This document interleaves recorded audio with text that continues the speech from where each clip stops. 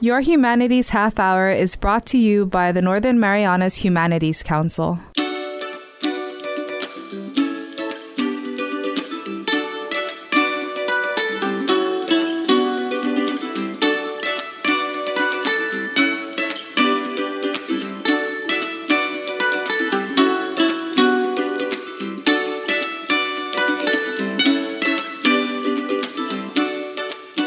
Days and Tiro. Welcome to Your Humanities Half Hour. I'm Catherine Perry, and today we're talking sea turtles.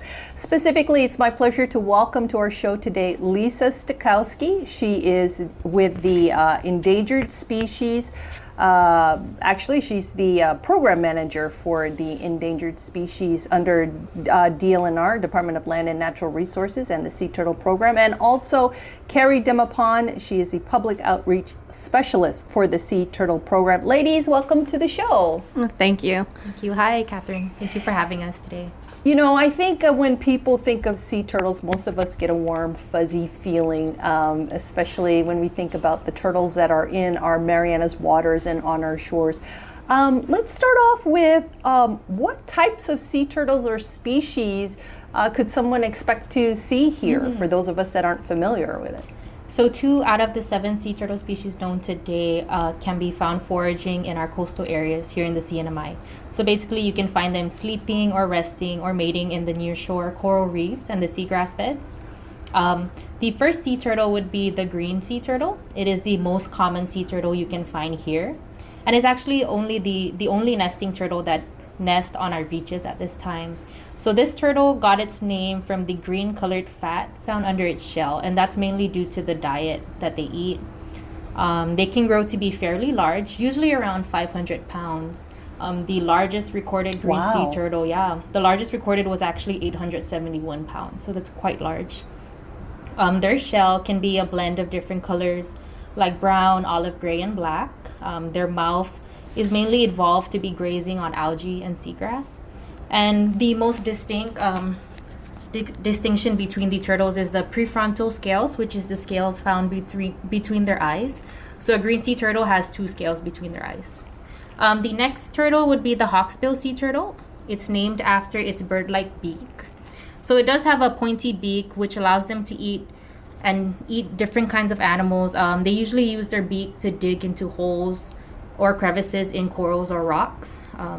It has a beautiful carapace with dark and golden brown colors with orange, red, and black streaks.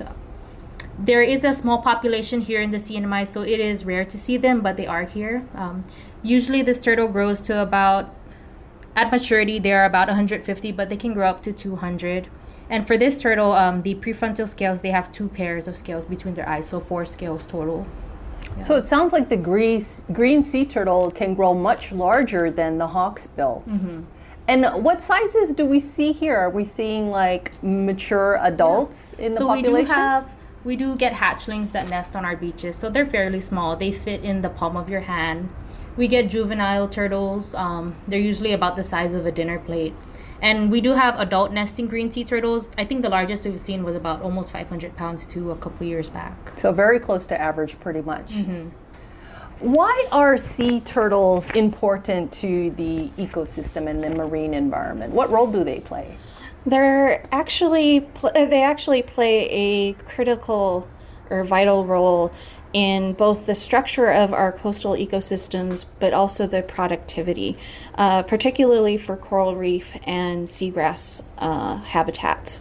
So as Carey mentioned, the green sea turtles, the larger the turtle is, I'll get into the diet a little later, but the larger turtles are primarily marine herbivores. So what they eat is microalgae, which is kelp and visible algae that grows on the coral, and seagrass. And so for the coral reefs, because they're eating this algae, it limits their growth. Otherwise, the algae would outcompete the corals and they would basically smother them. And of course, as you know, coral reef systems are not only important to the community and the tourism, but they're also important to 530 different marine organisms that depend on them. And as far as seagrass goes, the grazing actually changes the structure and productivity of seagrass beds. And seagrass beds are important for feeding and breeding habitats for marine species such as fish. They're kind of the nurseries, so to speak. And so you could say turtles are vital to the health of both of those ecosystems, which are so important to the CNMI community. And basically, protecting our seagrass beds is really important because we've lost about a third of the seagrass beds in the states over the last 3 generations, and they take a long time to restore. Why was that? Just building changes in water quality. They're very sensitive to water quality, and also, just building and changes to the shorelines. So basically everything in the habitat has a specific niche, and if you change that niche, you're going to lose the species, whether it's they're dredging because they need a channel, or whether they're changing the water output near seagrass beds. So they're really important, especially for all of our fish species. I mean, seagrass, I know we had a guest on the show several months ago. It's important, I think, even for CO2, controlling CO2 emissions. It's amazing how, like, a little turtle is such an important part of this delicate balance to keep everything. Yes, because basically when turtles graze seagrass, they put out new shoots, which are more nutritious. Oh, okay. You're also changing the structure, just like in a forest. When you topple a big tree, it adds light, and you get a different component of the plant species in that, that new open canopy. So seagrasses are kind of the same thing, where you're changing the heights of the seagrass, you're changing the nutrition, and it also increases the growth rates. So let's talk about Sammy the sea turtle. Okay, I just made this up. But let's pretend that we're looking at Sammy the green sea turtle. Where was he or she, because Sammy could be a girl's name too, born, and where have they gone in the ocean? And tell us about their life. Okay, so green sea turtles are nest and occupy habitat worldwide. So they've basically made 11 distinct population segments so that they can evaluate how they're doing in different areas. So in some areas, they're just threatened because the populations are doing okay. They're stable or increasing. The threat of extinction is not as high as an endangered species. Here in the CNMI, they are endangered. And that's because of the low productivity, the small population size, and just the limited knowledge that we have. But if you're saying, what is the life cycle, then you have a mature turtle, which hawksbills take 10 to 25 years to mature. Green sea turtles take 13 to 24 years. The average is about 17 years. Wow. So they're very slow growing, and most of this is due to their diet.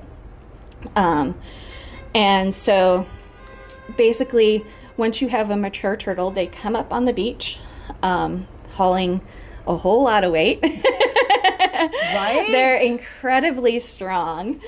And they find what they consider the perfect spot, which really depends on the beach and how much gravel, how much plant material, how many roots, all of this. And they come back to their natal beach. So wherever they were born, that's where they're gonna go to try to nest. And they dig a big hole, they lay their eggs, and then they cover them back up. Is there an average number of eggs they lay? For green sea turtles, it's between 72 and 200. Here in the CNMI, we average probably about 93 eggs. The the green sea turtles here, they basically lay fewer eggs, but they make more attempts within a season. So they keep coming back. And sometimes, to the same nest?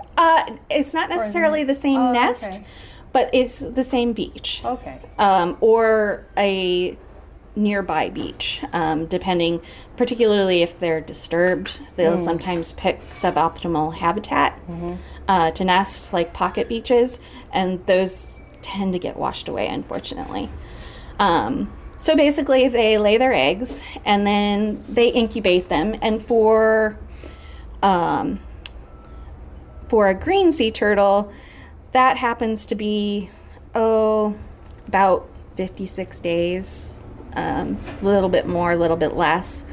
And then the baby hatchlings dig out of the nest, usually at night, to protect them from predators, and they make their way down to the beach.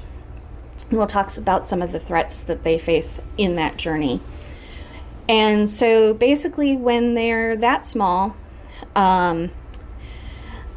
they head out to sea, and they eat lots of different things: worms, jellyfish, fish eggs, insects, basically whatever they can, find. Yeah. Algae, everything. And then they migrate back to the coastal systems when they hit about 35 centimeters. And that's when they start really being more herbivore than omnivores. So that's when they really go after all the kelp, the algae, the seagrass.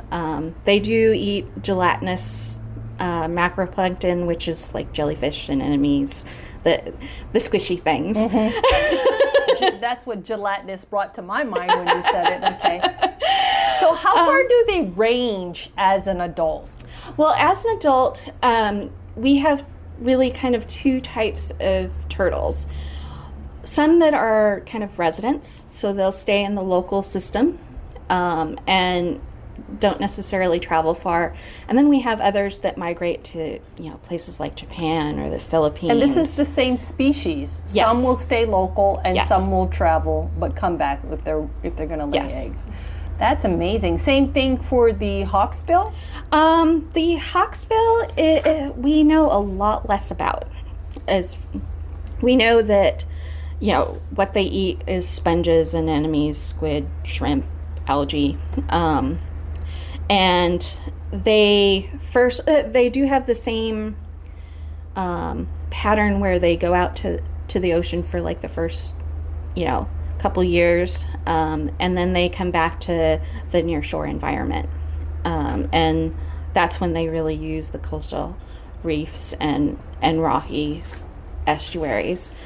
They don't lay as many nests per season. They lay 3 to 6, whereas the green sea turtles lay anywhere from 3 to, the average in some places is 7. Here in Saipan, it's about 5.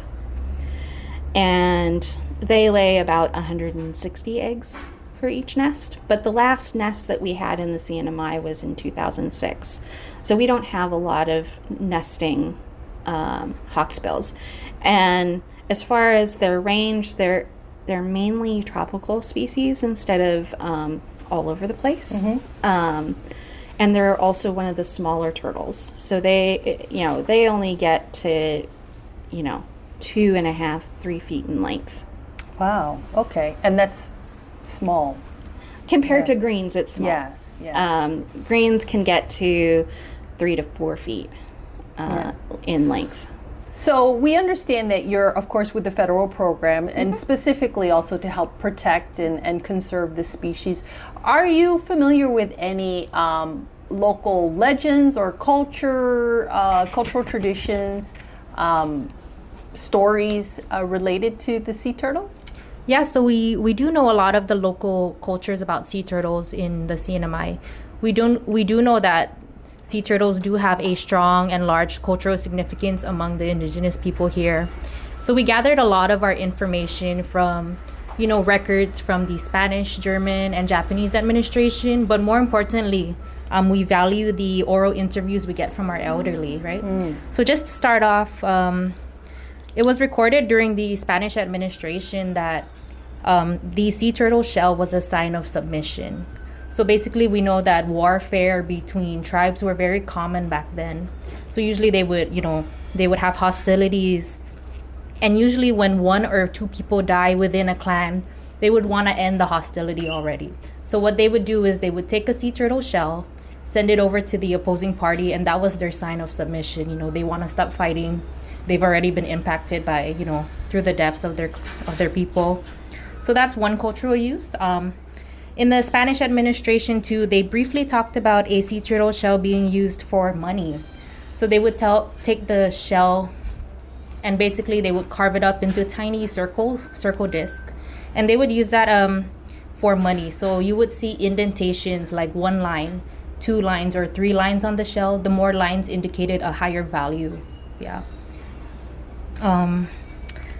Another thing was, through the oral interviews from our elderly, they did mention that the consumption of the sea turtle blood and fat were considered medicinal. So it was used to treat asthma or other breathing problems.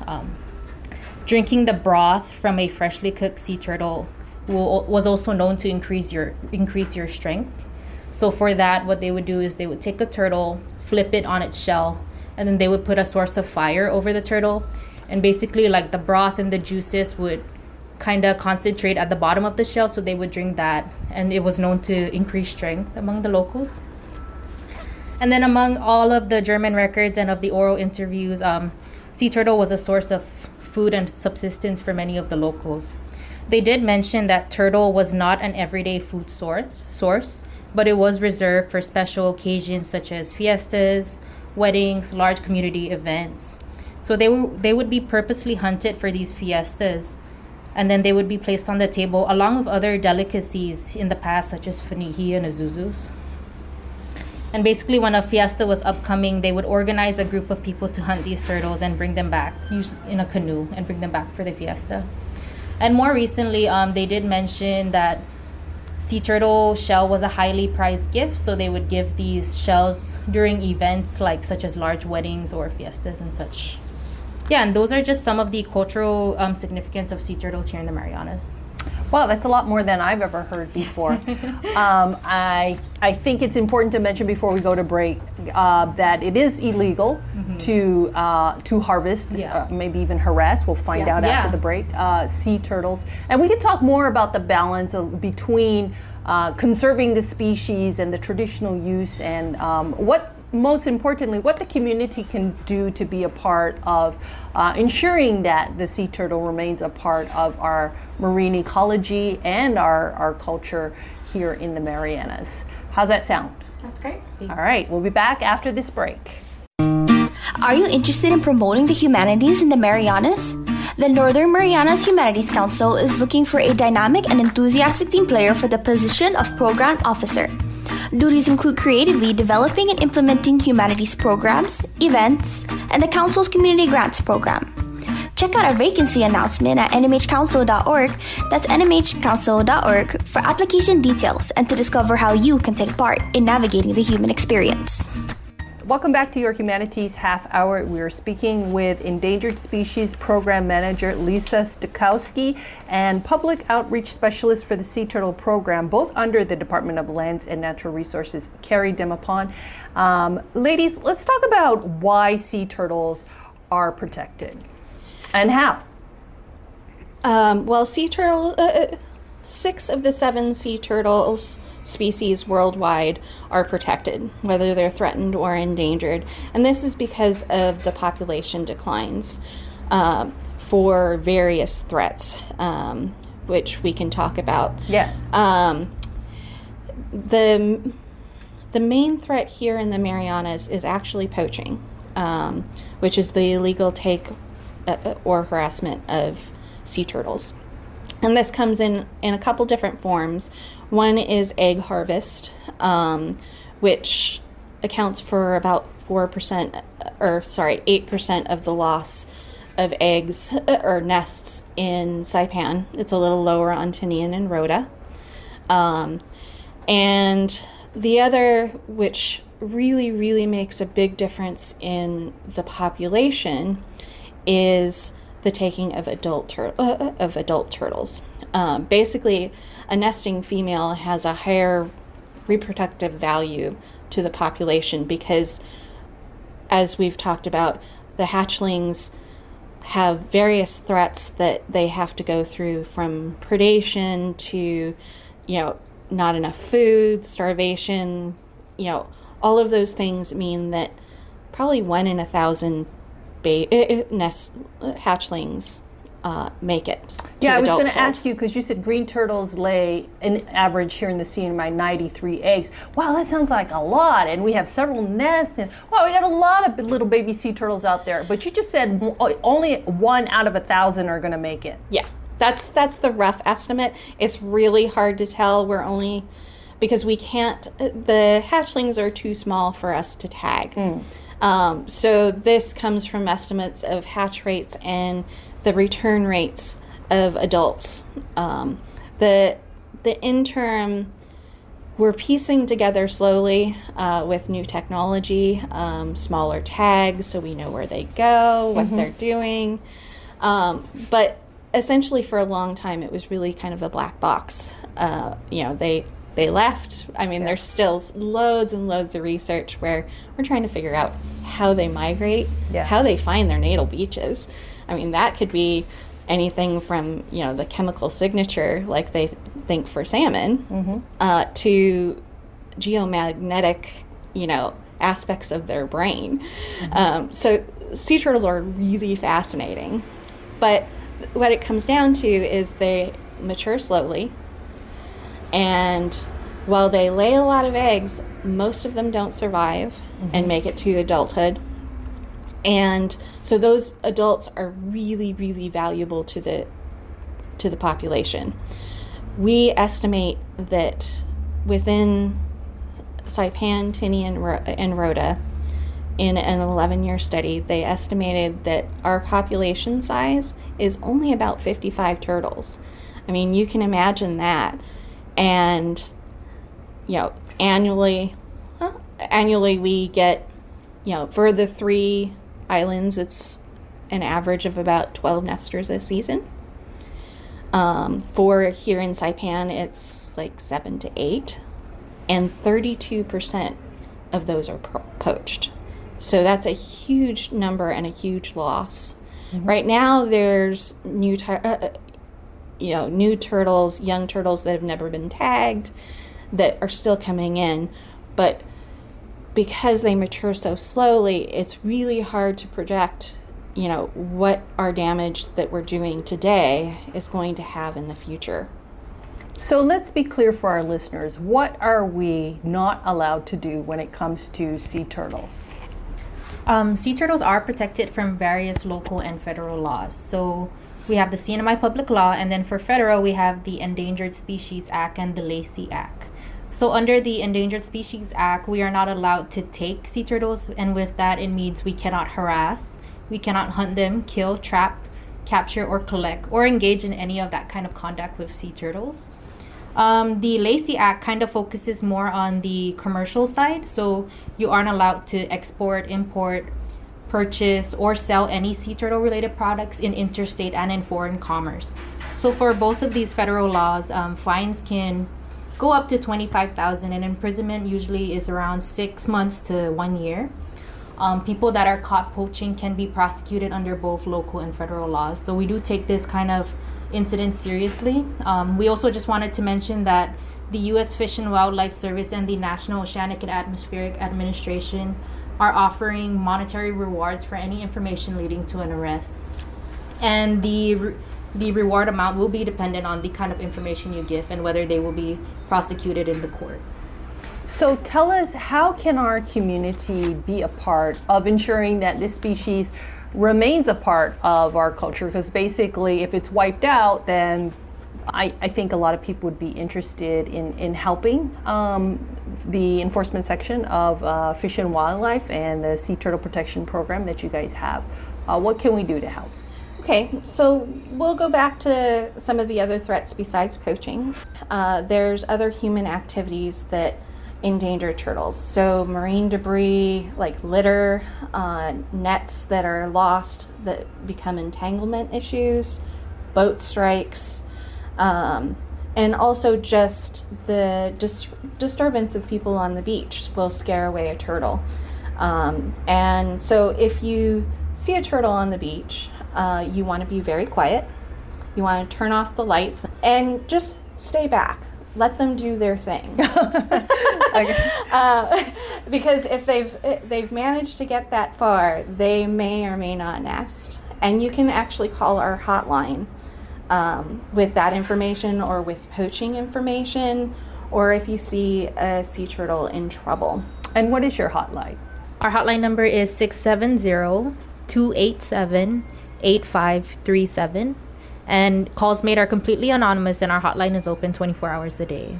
And then some of the other threats to the species, which you can inadvertently help with, is the fact that climate change has a possibility of really impacting the species, not only with sea level rise and increased storm washing out nests, but also nest temperature, because sea turtles, really interestingly, have sex determination based on the temperature of the nests. So the hotter it is, the more females we have.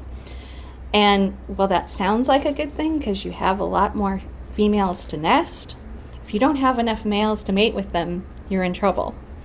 And also, after a certain point, it kills off all the eggs and hatchlings. With climate change, to try to limit our impact, it's, reuse, recycle, avoid fossil fuels, just all of those little things that help the environment in general.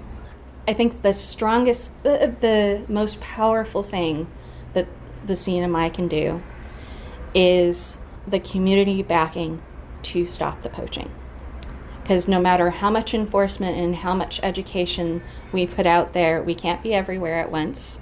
It really comes down to the community message that this is no longer okay. Our population can't sustain the amount of poaching pressure. It's not only illegal, but if you want turtles, you have to protect them. Like you said, if we want sea turtles to become a part or to get off the endangered species list, because I think everybody wants that. Everybody wants them off the endangered species list, and it's never going to happen if we continue to have this poaching going on. So that is, if you want endangered species sea turtles off the endangered species list, that's the first place to start, and as well as the other challenges and threats that you mentioned. I want to thank you both for coming in and sharing this, and I want to throw out that hotline 287-8537 for anybody who has anything that they would like to observe or that they observe that they would like to share with you. And I want to give you time for some closing thoughts before we go. Yeah, I just want to say thank you again, Catherine Perry and the Humanities Council, for inviting us here today and supporting our program. We just want to tell the public that we do have some outreach materials available for them for free. So we have coloring books, towels, stickers, specifically for children, and we hope to make more outreach products in the future. These are available at the deal in our office in Lower Base. Our office is open Monday to Thursday, 7:30 to 4:30. Hopefully when the virus subsides, we can continue our in-person outreach efforts through classroom visits or maybe some beach outreach. We do have a sea turtle education curriculum tailored for grades K through 6. So we are excited to announce and introduce this in the Island-wide teacher workshop. So keep on the lookout for that. That sounds fun. Yeah. We also just want to tell the public that we do have a Facebook page. You can search CNMI Sea Turtle Program. There we share our current reports and any events or poaching related occurrences happening. We do share it on our page to inform the public. Lisa did mention a lot of the proper beach behavior, no noises, no lights on the beach, keep your distance. We just want to tell the public again, our hotline number is 287-8537. You may report suspicious poaching activities or a turtle that is, entangled or dead or trapped in marine debris. you can call us so we can respond to help. By doing this, we can effectively monitor and ensure the turtles are protected over time. The data we gather will help us further understand this population and their behavior here in the Marianas. And then I just want to leave on this note, the program does understand that sea turtles held a significant cultural value here in the CNMI.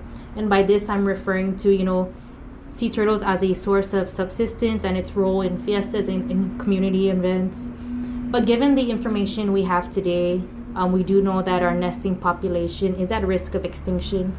And there are federal and local laws in place to protect these turtles. As an indigenous person here in the Marianas, in the past, our right was to be able to take these resources, but right now it is our responsibility to take care of them. So hopefully we can allow this population to flourish, protect our sea turtles so that our children and future generations will still be able to see them in the future. That's a great thought. Lisa? We do understand the cultural aspects. Protection is key. As I said, once the sea turtles are gone, they're gone. They may be in other areas, but the likelihood of them coming back is really low. Well, we've been chatting today with Lisa Sztukowski. She's the Endangered Species Program Manager, including the Sea Turtle Program, and also Carey Demapan, the Public Outreach Specialist for the Sea Turtle Program under the Department of Lands and Natural Resources. Feel free to reach out to them if you have any comments or observations, concerns regarding the sea turtles. And of course, if you want to contact the Humanities Council, you can do so through our Facebook page at 670 Humanities. Thank you, ladies. Thank you. This has been your Humanities Half Hour. I'm Catherine Perry. This program was supported by a We the People grant awarded to the Northern Marianas Humanities Council from the National Endowment for the Humanities. Any views, findings, conclusions, or recommendations expressed in this program are those of the participants and do not necessarily represent those of the National Endowment for the Humanities or the Northern Marianas Humanities Council.